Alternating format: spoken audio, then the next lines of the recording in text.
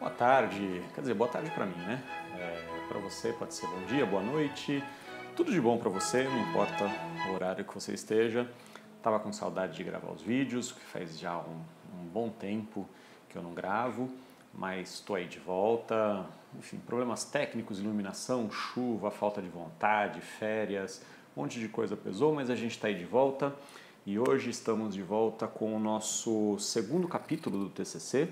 Agora chegamos no capítulo 2, um capítulo que eu chamo muito carinhosamente de Haja ou Não Deuses, deles somos servos. Esse é um trecho de um verso do livro Desassossego, do Fernando Pessoa. Fernando Pessoa, que eu não sei se era ateu, se era crente, se era macumbeiro, não sei o que ele era, se bem que em português ser macumbeiro é um pouco mais difícil. Mas, enfim, seja ele o que for, ele quis dizer o seguinte, que na vida de qualquer pessoa há uma força ou há forças que vão conduzindo essa pessoa de maneira que ela precisa admitir que é uma força maior a conduzindo, que nós não somos donos do nosso próprio destino.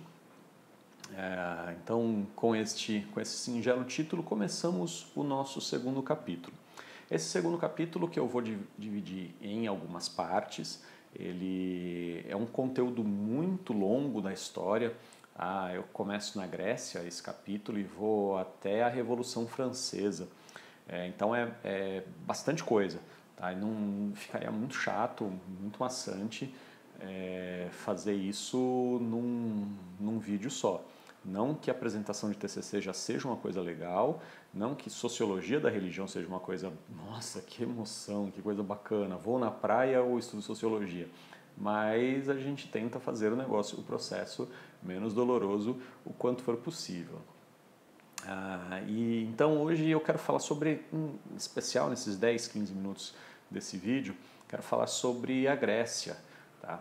A Grécia que é, lógico, é fundamental em qualquer discussão sobre a formação do pensamento ocidental, você tem que falar obrigatoriamente da Grécia, dos filósofos, a filosofia grega, que até hoje é fundamental no estudo de praticamente qualquer área. Os filósofos gregos fazem parte, dão fundamento em muita coisa do que a gente acredita, até mesmo na teologia, tem muitos teólogos que não percebem que na verdade não estão discutindo teologia, estão discutindo filosofia com uma roupa diferente. Então a gente tem que respeitar, precisa realmente estudar. E um outro ponto interessante no estudo da formação do pensamento lá na Grécia, algumas pessoas acham que a discussão entre fé e razão ela teria começado no período chamado da Revolução Francesa, e que o ateísmo só teria sido possível modernamente, no período moderno, principalmente depois da Reforma Protestante. Isso não é uma verdade. Já havia uma discussão de fé e razão na Grécia, como a gente vai olhar aqui nesse vídeo, tá? E quem nos acompanha hoje e nos visita, muito legal, é o meu amigo Mário Alighiero Manacorda. Manacorda, que escreveu História da Educação, da Antiguidade aos Nossos Dias. Foi o livro que eu estudei exaustivamente no período que fiz pedagogia lá na Federal de São Carlos. É um livro que eu gosto muito, quer dizer, fui obrigado a gostar, né? Porque a gente tinha que lê-lo até decorar. Então ele foi companheiro durante muito tempo. Então, como eu estudei muito, eu acabo não conseguindo me livrar dele. E aí, só um parênteses, dentro do livro eu achei uma nota de R$1, só eu tenho, né? Eu e o Manacorda temos uma nota de R$1. Essa notinha de R$1, se tivesse mais novinha, ela estaria valendo algumas centenas de reais. Como ela está meio surradinha, deve estar valendo hoje algumas dezenas de reais. Então ela vai continuar guardada aqui, tem outros papéis aqui dentro, ela vai continuar guardada aqui. Quem sabe daqui a uns anos não valha alguma coisa. Mas o Manacorda ele faz uma referência bem interessante, dizendo que o educador de toda a Grécia foi um homenzinho chamado Homero. Homero, que escreveu, entre outras coisas, a Odisseia e a Ilíada. Que essas poesias, que são as mais antigas que chegaram até nós, ele é que foi o sistematizador de todo o panteão grego, de todos os deuses, de toda aquela bagunça lá dos deuses, é ele quem vai colocando. Claro que a gente não pode dizer que Homero seja um escritor sagrado, como a gente fala, por exemplo, dos autores da Bíblia. Ele está numa outra categoria, ele não é considerado a mesma coisa. Mas é ele quem sistematiza toda a religião grega. Tá? Então, se a gente conhece hoje de Zeus, Poseidon, tá, essa galera toda, a gente tem que agradecer a ele. Tá? E uma coisa interessante sobre a Grécia, que algumas pessoas passam despercebido, é que a religião grega era uma religião. Tá? Tudo bem que a gente vê bonitinho, e a gente acha filosófico, bonito, bacana, nos filmes, né, aquela coisa romântica e tal, mas os gregos, eles tinham uma religião de verdade, tá? Em alguns aspectos, não todos, alguns aspectos, eles lembrariam a religião afro-brasileira, tá? O candomblé, os rituais deles haviam manifestações espirituais, haviam manifestações como tem nas religiões afro, tinha lá também, tá? Então os templos, as festas, haviam sacrifícios, inclusive facilmente você busca no Google aí, facilmente você vai encontrar, por exemplo, registros históricos de sacrifícios, inclusive sacrifícios humanos, tá? Se a Igreja Universal tivesse sido criada no século V a.C., por exemplo, talvez você visse lá na Catedral da Fé em Atenas uma cena assim, um bispo falando assim, qual é seu nome? Poseidon. Para onde eu vou? O que você quer fazer com esse cara? Vou levar ele para o fundo do mar. Vamos, sai, Poseidon. Porque havia manifestação mesmo.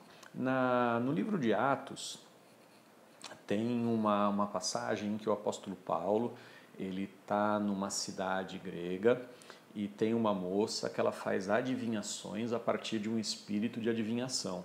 E Paulo vai lá, expulsa esse espírito e a mulher não pode mais fazer adivinhação. Tá?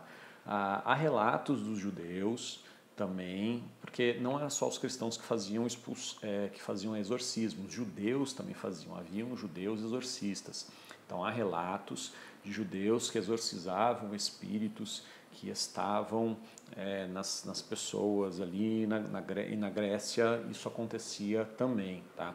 As festas, os cultos dos gregos, haviam, por exemplo, as pitonisas, e elas entravam em transe, entre aspas, e profetizavam e faziam adivinhações. Tá? Isso tudo você consegue achar facilmente. Então a religião era uma religião de verdade.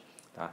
E a Odisseia e a Ilíada, ela vai sistematizar toda essa religião. Sistematizar talvez não fosse a intenção, mas era registrar e fazer de uma forma poética esse registro.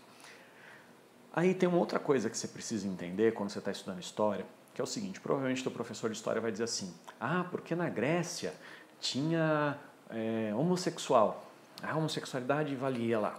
Tá, até isso muito professor fala, inclusive hoje. Quando o seu professor disser isso, ou qualquer outra coisa a respeito da Grécia, você precisa perguntar assim, professor, qual período? Em qual região? Por que eu estou te dizendo isso? Imagina que daqui 3.000 anos estejam estudando o Brasil. Não sei por que alguém daqui 3.000 anos estudaria o Brasil, mas vamos supor que isso aconteça, que o Brasil se torne importante na história da humanidade e daqui 3.000 anos alguém esteja estudando no Brasil. Aí um professor de história lá em Marte, porque talvez daqui 3.000 anos a gente não possa mais viver aqui no planeta Terra, aí o professor lá em Marte vai dizer assim, no Brasil os caras tinham escravos. Isso não é mentira, mas também não é verdade. Tá? Houve um período no Brasil em que as pessoas tinham escravos. mas isso não vale para toda a história do Brasil, tá? Isso vale para um período. E eu sei que hoje ainda tem um deputado aqui na minha região que mantém escravos em suas fazendas. Tá? Na verdade, agora ele é ex-deputado, mas ele mantém escravos, mantinha, o Ministério do Trabalho pegou, mantinha escravos. Então, isso talvez você possa tentar pegar a exceção e tentar fazer a regra, mas hoje ter escravos é proibido. Eu acho que dá para entender que, assim, que existem coisas que aconteceram em períodos, que aconteceram em regiões, mas que eles não fazem parte de toda a história da Grécia. Tá? Então a gente tinha essa religião grega e a gente tem, por outro lado, pessoas que criticavam a religião grega e diziam assim, olha, que miséria, esse pessoal aí não está certo. Platão é crítico dessa educação, ele achava que a educação tinha que ser feita por meio da filosofia, e o nosso amigo Xenófanes, um nome bonito para colocar no filho de você, que se aí que é mãe, está grávida, esperando um menininho, Xenófanes, nome bacana. Xenófanes ele criticava essa educação com muita repulsa. Aí ele dizia o seguinte: tudo aos deuses atribuíram Homero e Hesíodo. Tudo quanto entre os homens merece repulsa e censura, roubo, adultério e fraude. Então ele está dizendo assim, olha, esses caras pegaram tudo de ruim na humanidade e atribuíram aos deuses. E aí quando eles atribuem aos deuses, isso passa a ser valor. Então eles não aceitavam aquelas coisas, esse roubo, adultério, essas coisas todas como valor. Tá? O Heráclito chega a dizer assim, Homero merecia ser expulso dos certames e açoitado. Então ele fala assim, esse cara tinha que apanhar todo dia. A educação que vem dele tinha que ser expulsa. Tá? Porque eles acreditavam numa outra forma de educação. Tá? Platão ele acreditava que a educação tinha que ser feita por meio da filosofia. Xenófanes ele achava que a educação tinha que ser moral e não imoral como era por outro lado. Então já havia em grande parte essa luta e essa disputa. Então não fica achando que era tudo um negócio legal, bacana, muito pelo contrário. A Grécia tinha essa tensão, a Grécia tinha uma questão muito tensa. E lembrando assim, tá? Também uma outra coisa importante, a educação, na maior parte da história da Grécia, ela foi apenas para uma elite. O povão tinha que trabalhar. Tá? Então a elite é quem fazia esse tipo de discussão, eram eles quem dominavam a coisa, tinha uma camadinha ali pequena que eram os proprietários e tal, então esse pessoal que tinha educação e que fazia essas discussões. Então Grécia não foi um momento assim tão tranquilo e os deuses gregos eles vão ajudar, vão participar depois muito nas nossas discussões sobre a formação do homem, tá bom? Um abraço.